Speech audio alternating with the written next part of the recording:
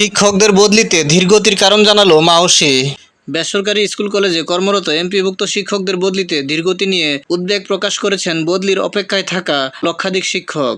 তারা বলছেন, জুলাই মাসের মধ্যে আবেদন গ্রহণের পরিকল্পনা থাকলেও আগস্টের মাঝামাঝিও সেটি আলোর মুখ দেখেনি।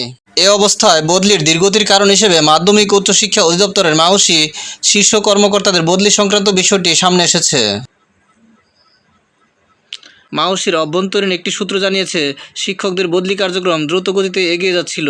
তবে হঠাৎ করে শিক্ষা মন্ত্রণালয় এবং মাওসির শীর্ষ 2 জন কর্মকর্তার দপ্তর বদলের খবর চাউর হয়। তাদের বদলি বা নিজ দপ্তর থেকে সরিয়ে দেওয়ার গুঞ্জন ওঠায় শিক্ষকদের বদলি কার্যক্রমে কিছুটা স্থবিরতা দেখা দেয়।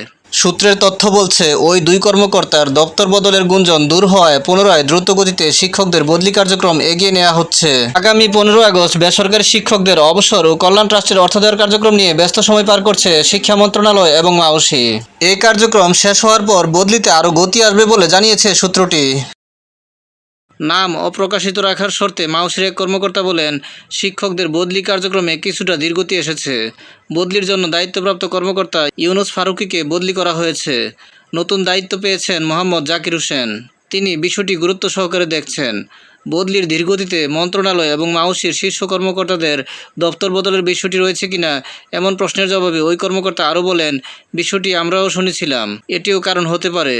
তবে অবসর সুবিধা ও কল্যাণ ট্রাস্টের অর্থ দেওয়ার কার্যক্রম শেষ হওয়ার পর দ্রুত বদলির কার্যক্রম এগিয়ে নেওয়া হবে। ভিডিওটি ভালো লাগলে লাইক, কমেন্ট ও শেয়ার করে দিবেন এবং চ্যানেলটি সাবস্ক্রাইব করে পাশে থাকার অনুরোধ জানিয়ে সকলের সুস্বাস্থ্য কামনা করে এখানেই শেষ করছি। আসসালামু আলাইকুম।